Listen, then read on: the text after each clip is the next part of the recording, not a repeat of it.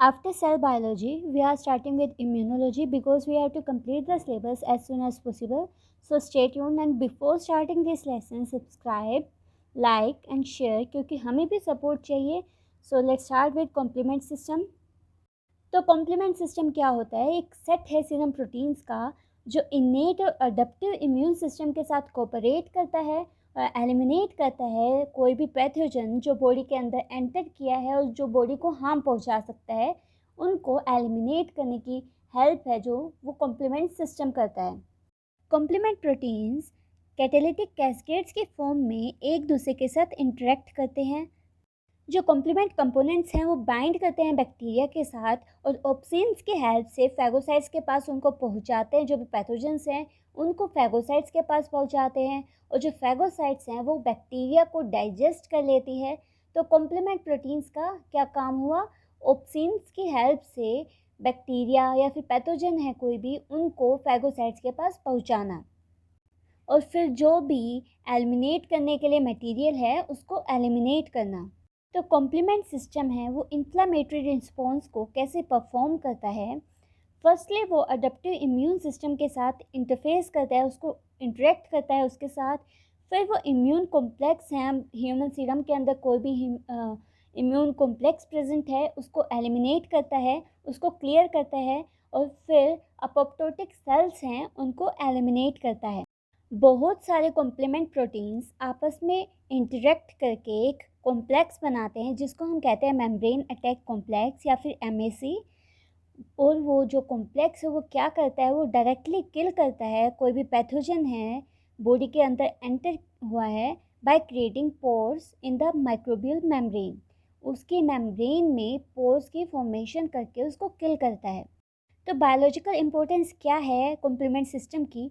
Complement system के अंदर कोई भी कॉम्प्लीमेंट जीन्स हैं जो एनकोड करती है कॉम्प्लीमेंट प्रोटीन्स को, तो वो कॉम्प्लीमेंट सिस्टम है, जीन्स हैं, वो पैथोजेंस को किल करने के लिए उनके अंदर चेंजेस आते हैं. उन्हीं चेंजेस की वजह से उन सेल्स के अंदर म्यूटेशन होता है.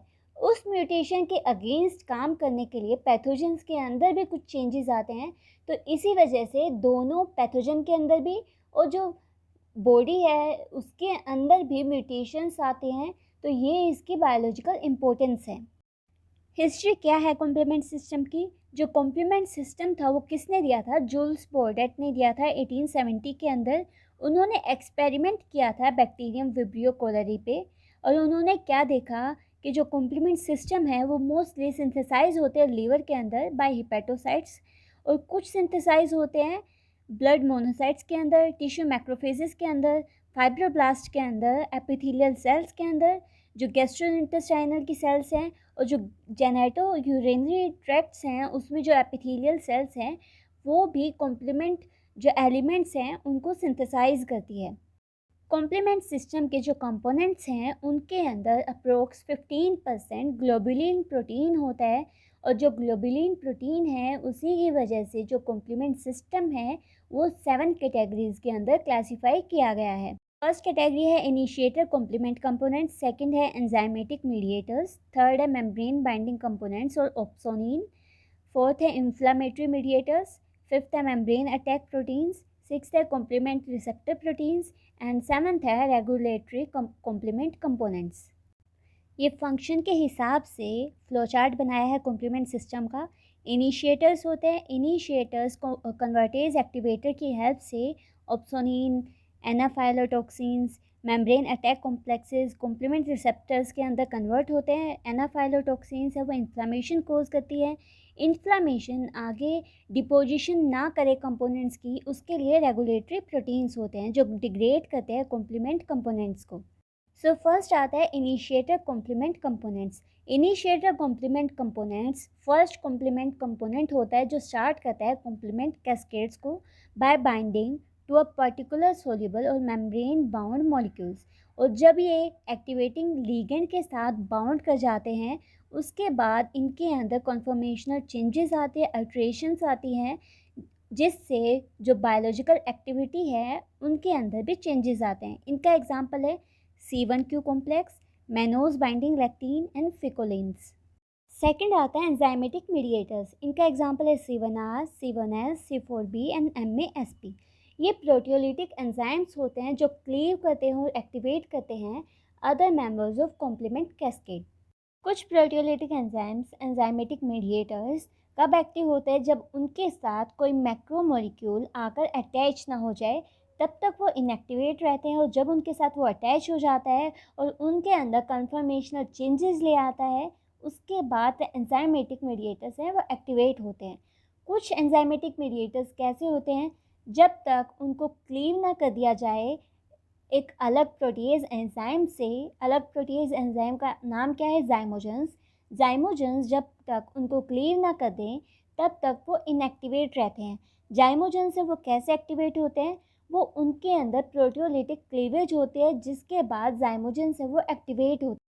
जो दो एंजाइम क्लीव करते हैं कॉम्प्लीमेंट कंपोनेंट्स, उनका एग्जांपल है C3 and C5 convertase. Third आता है मेम्ब्रेन बाइंडिंग कंपोनेंट्स और ऑप्सोनिन्स। जो कॉम्प्लीमेंट कंपोनेंट्स हैं उनको एक्टिवेट करने के लिए उनके अंदर क्लीवेज होता है। क्लीव होने के बाद वो टू फ्रेगमेंट्स के अंदर ब्रेक हो जाती है, one larger fragment and one smaller fragment. जो लार्जर फ्रेगमेंट है उसको डिनोट करते हैं B से, एंड जो स्मॉलर फ्रेगमेंट है उसको डिनोट करते हैं हम A से।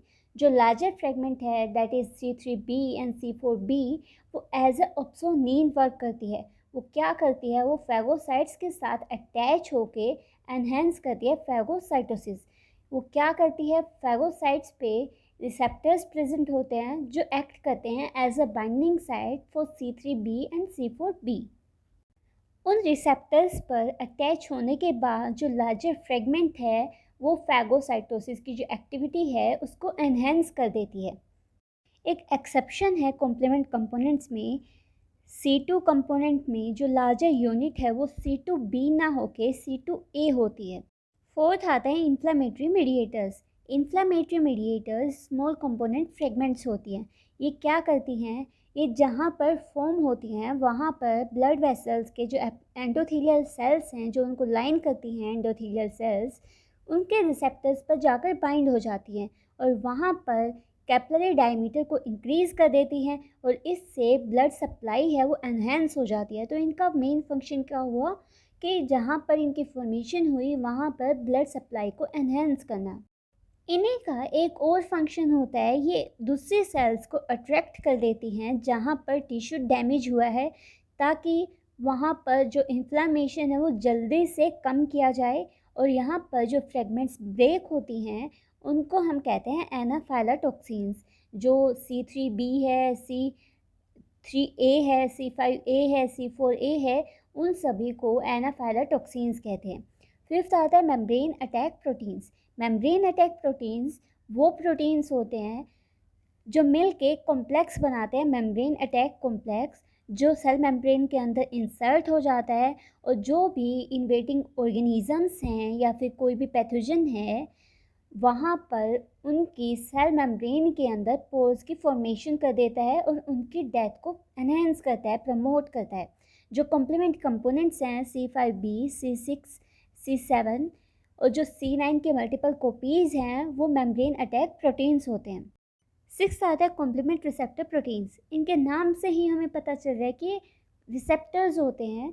ये रिसेप्टर्स होते हैं जो प्रेजेंट होते हैं सेल सरफेस पर। ये बाइंड करते हैं कॉम्प्लीमेंट प्रोटीन्स के साथ और ये सिग्नल स्पेसिफिक होते हैं, एक स्पेसिफिक सिग्नल के रिस्पेक्ट में रिस्पोंड करते हैं और उनके बाइंडिंग के बाद सेल फंक्शन से वो प्रमोट होते हैं, वो ट्रिगर होते हैं। एग्जाम्पल है जो CRI रिसेप्टर है वो बाइंड करता है C3B के साथ जो प्रेजेंट होता है पैथोजन की सेल सरफेस पर और उसके बाद वो फेगोसाइटोसिस को एनहेंस करता है जो CRI रिसेप्टर है।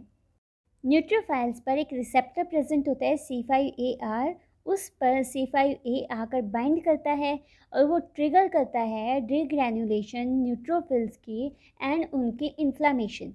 जो कॉम्प्लीमेंट रिसेप्टर्स हैं उनको हम R से डिनोट करते हैं, such as CR1, CR2, C5AR etcetera. Seventh है regulatory complement components. Regulatory complement components हैं वो प्रोटेक्ट करते हैं फ्रॉम अनइंटेंडेड कॉम्प्लीमेंट फंक्शन।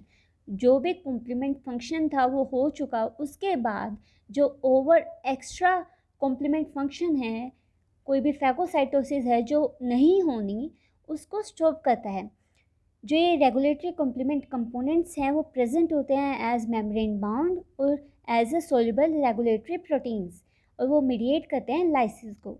इसका एग्जांपल है फैक्टर 1 जो डिग्रेड करता है C3b को और प्रोटेक्टिन को, ताकि वो ज़्यादा जो भी फैगोसाइटोसिस है उसको और ज़्यादा एनहेंस ना कर सके, जो भी अनडैमेज टिश्यू है उस पर फैगोसाइटोसिस ना होने दे। So that is all for today's lesson. Next lesson के अंदर हम पढ़ेंगे pathways of complement system. So that is all. Thank you.